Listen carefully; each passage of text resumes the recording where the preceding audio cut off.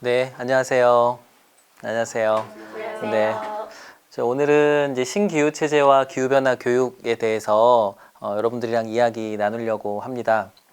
앞서서 이제 조천호 선생님께서 이제 기후 변화에 대해서 전체적으로 이야기를 해주신 걸로 알고 있고, 저는 그걸 받아서 그 다음에 좀 더 들어간 내용이죠. 파리 기후 협정으로 불리는 신기후 체제, 그리고 그걸 어떻게 교육할 것인가에 대한 교육 이야기를 좀 해보려고 합니다.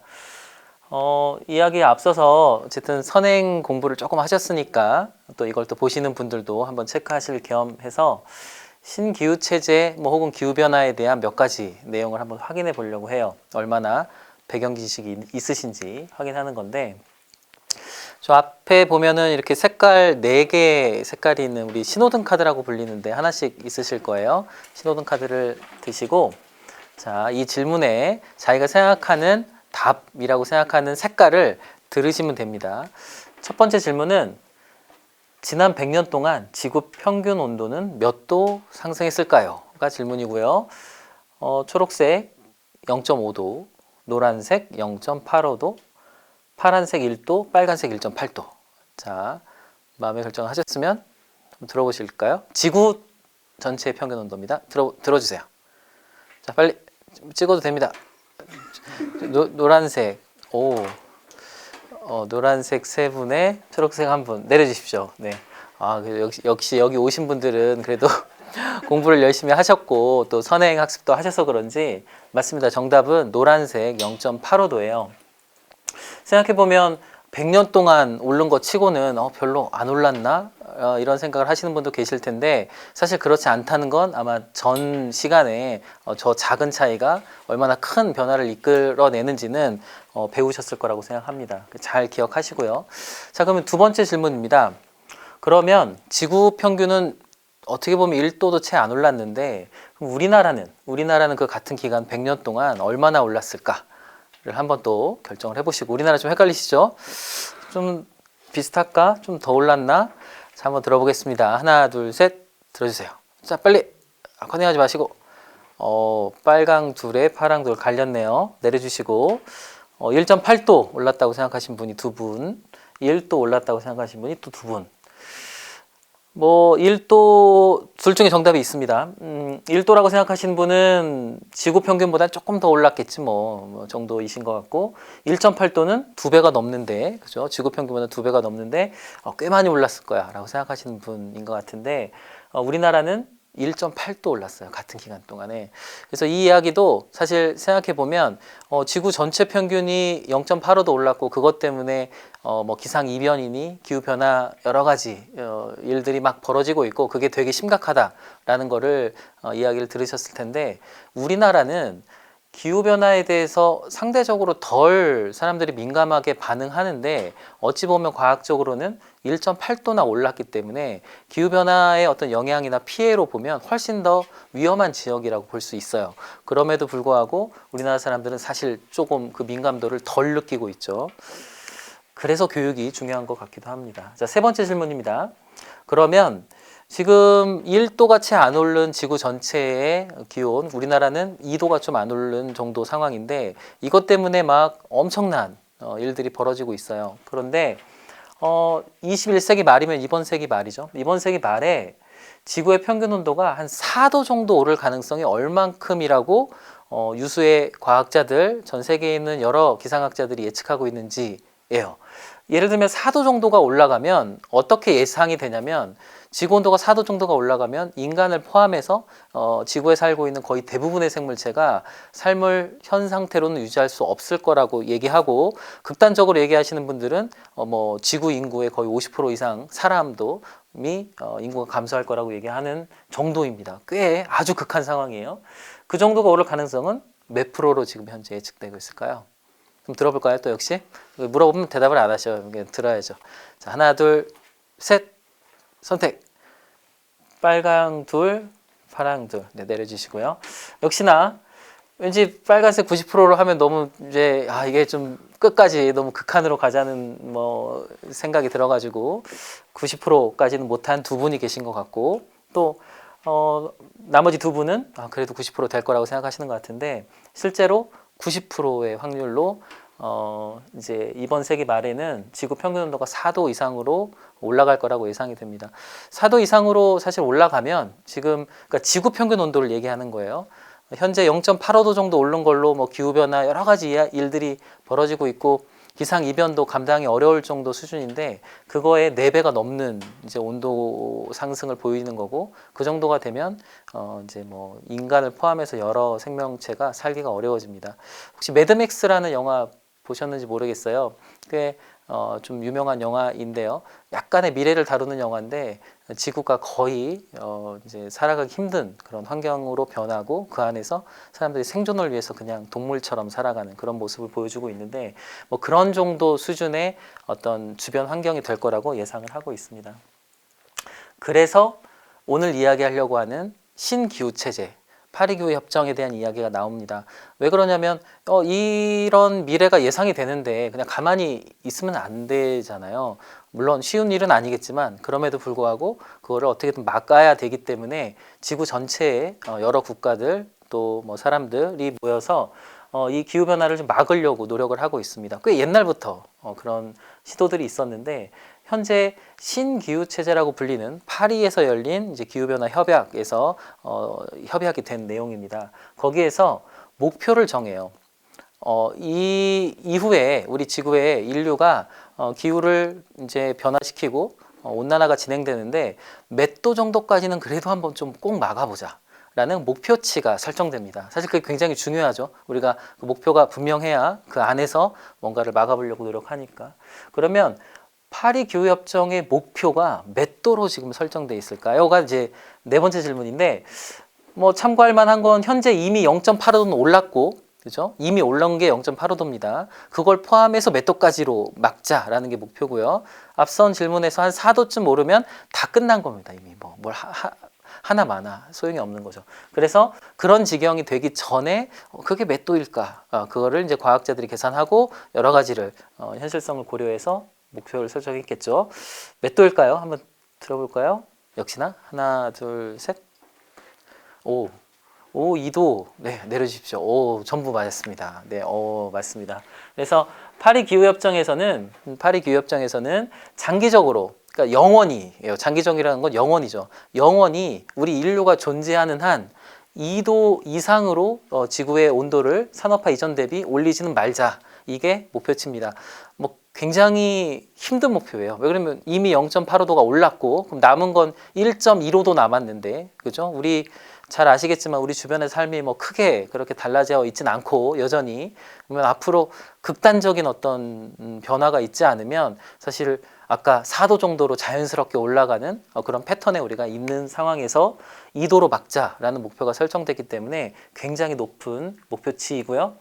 그리고 단기 목표 1.5도라고 대답하시는 분이 사실 몇 분 계시거든요. 다른 데서 이렇게 여쭤보면 1.5도도 들어보셨을 텐데 1.5도는 이제 영원히 2도 이내로 막자라는 게 장기 목표인 거고 장기 목표가 있으면 단기 목표가 필요하지 않습니까? 우선은 어디까지로 막자.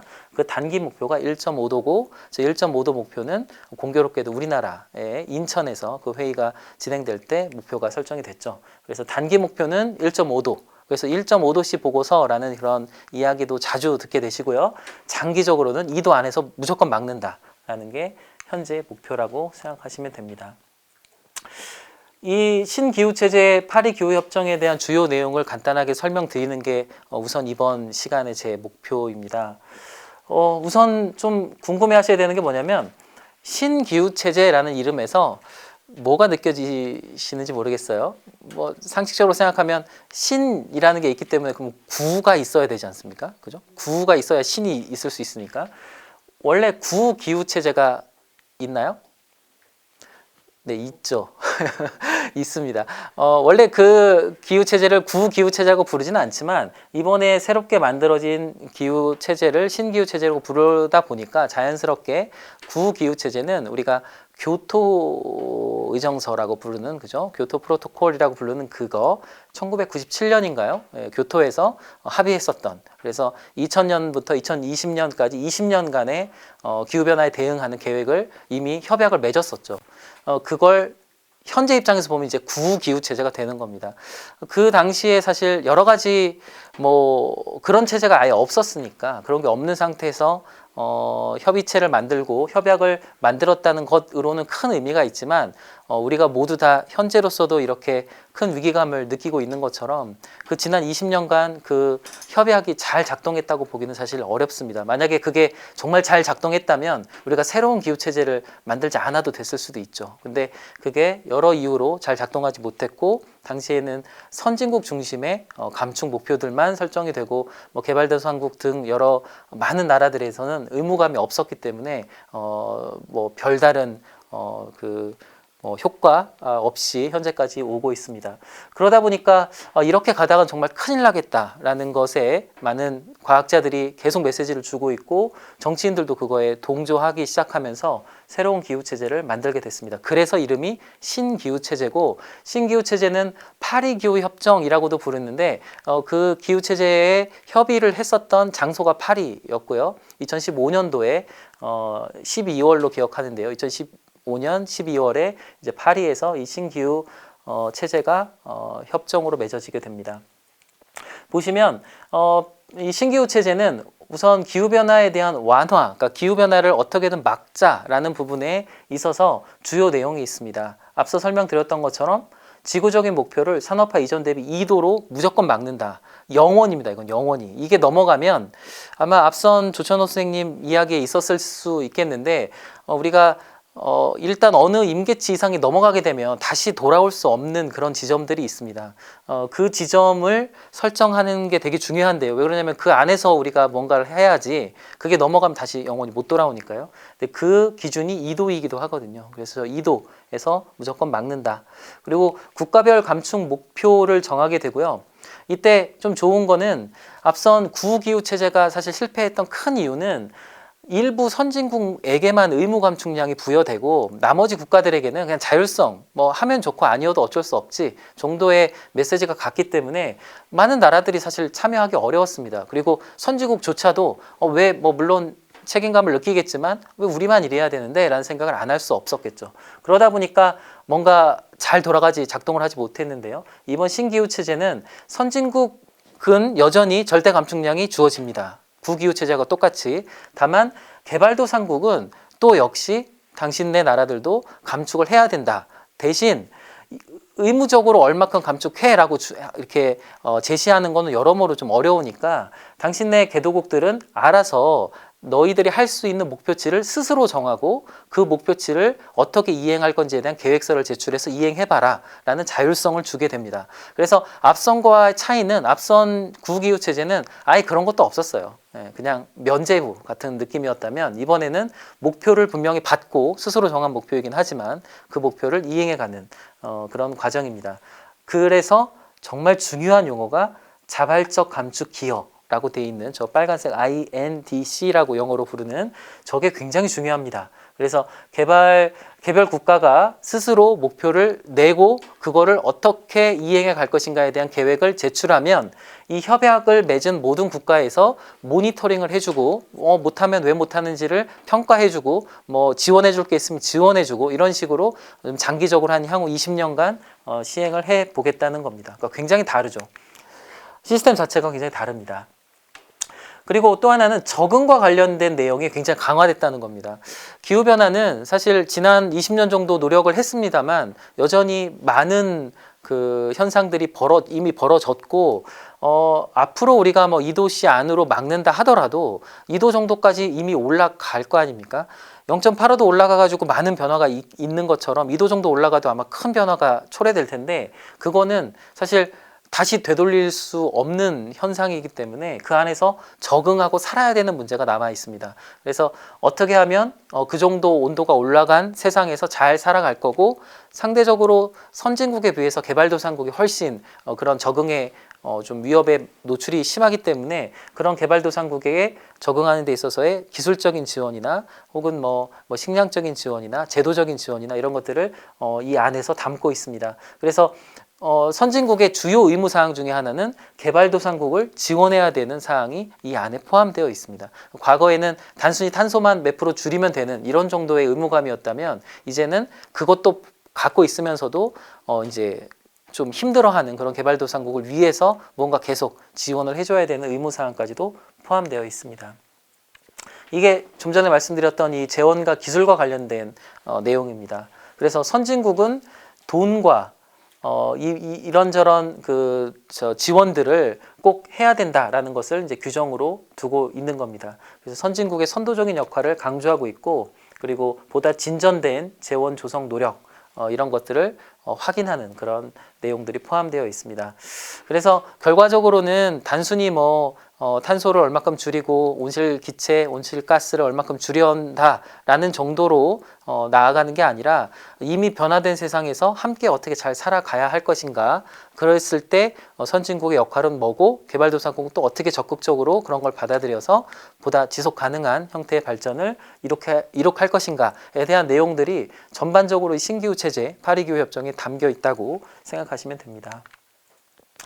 자, 그러면 여기서 잠깐 또 질문을 하나 할 텐데, 우리나라는 그러면 여기서 보면은 그 선진국에 들어가지 않습니다. 아직도 여전히. 그것도 논란의 여진 많지만 여전히 우리는 아직 선진국의 의무 감축, 그런 얼마큼 의무적으로 감축해야 되고 막 의무적으로 어딜 도와줘야 되고 하는 국가에 들어가지는 않고 여전히 굳이 구분하자면 개발도상국 쪽에 들어가 있어요. 이 파리기후 협정 분류 체제로 보면. 그래서 우리나라도 자발적 감축 목표를 냈습니다.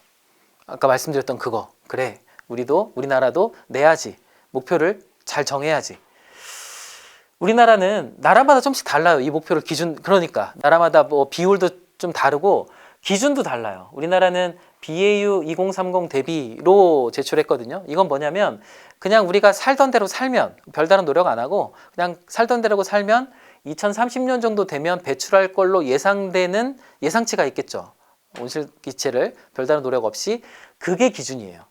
그냥 살던 대로 살았을 때 2030년 정도 됐으면 배출하는 양이 있는데, 그거 대비 우리가 그렇게 안 살고 살던 대로 안 살고 노력해서 살아가지고 그거 대비 몇 프로를 줄여보겠다. 이게 우리나라의 방식입니다. 이 방식도 다 달라요. 국가마다. 어떤 나라는 1990년대 대비 몇 프로를 줄이겠다. 그 나라에. 어떤 나라는 산업화 이전 대비 산업화 이전의 기준으로 돌아가겠다. 이런 그 기준조차도 풀어줬습니다. 그래서 나라마다 유연성이 있고요. 어쨌든 우리나라는 BAU라는 그 개념을 사용하고 있고, 그거 대비 몇 프로를 줄이겠다고 냈을까요? 이제 당장 내년부터가 시작 첫 해인데요. 2021년부터 20년간이죠. 들어볼까요? 하나, 둘, 셋. 들어봅시다. 오, 다 달라. 네 개인데 내려보십시오. 네. 그냥 찍었다는 의미죠, 이거는. 그죠? 네. 내려주십시오. 17%부터 47%까지, 그죠? 굉장히 다른데 전혀 모르시는군요. 알 필요는 없습니다. 국가가 하는 거니까, 그죠? 우리나라는 참고로 우리나라의 INDC 감축 목표는 37%예요. 37%. 이게 높다면 되게 높고요. 그렇잖아요. 그냥 살던 대로 살은 거의 기준으로 37%를 줄여야 된다면 내가 살던 대로 살아가는 그 방식에서 무언가 37%를 덜 해야 가능하다는 거니까 적은 비율은 아닙니다. 그럼에도 불구하고 아주 선진국들이나 굉장히 환경을 조금 더 생각하는 국가들에 비해서는 아쉽다고 하는 그런 평도 있지만, 사실 우리나라의 현재 굉장히 개발 중심으로 여전히 가고 있고 뭔가 산업화 이런 것들이 우리나라에게 굉장히 중요한 그런 좀 국가적 특색을 고려해 보더라도 37%로 그 국제사회에 제시했다는 건 굉장히 도전적인, 우리나라로서도 목표를 제안한 거고, 그 시작해가 내년입니다. 네, 내년부터 이제 시작되게 됩니다. 그래서 얼마나 노력하고 있는지 모르겠는데, 자, 그래서 여기를 좀 더 보면 이행점검 관리가 있어요. 이게 파리기후 이제 변화 협정이 굉장히 중요한 건데, 앞선 이제 교토정서 구기후체제는 목표치는 있는데 선진국에만 해당되는 거긴 하지만 선진국들 몇 프로 줄여라 이런 건 있었지만, 실제로 그걸 누가 잘 어떻게 줄이고 있는지를 실시간으로 좀 확인하고, 만약에 그걸 잘 못하고 있으면은 좀 지원해주고, 되게 잘하고 있으면 목표를 좀 더 도전적으로 수정하고, 이런 게 좀 필요할 것 같잖아요.